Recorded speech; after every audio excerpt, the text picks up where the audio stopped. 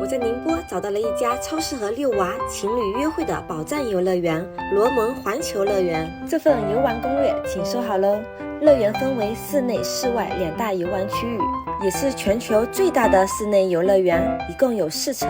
暑假期间，早鸟票只有4折优惠，在左下角建议先囤，不用随时可以退。一票可畅玩30多种游玩项目，每天有各种花车巡游和演出，时间表给你翻做了。如果是带孩子来的，先冲室内乐园。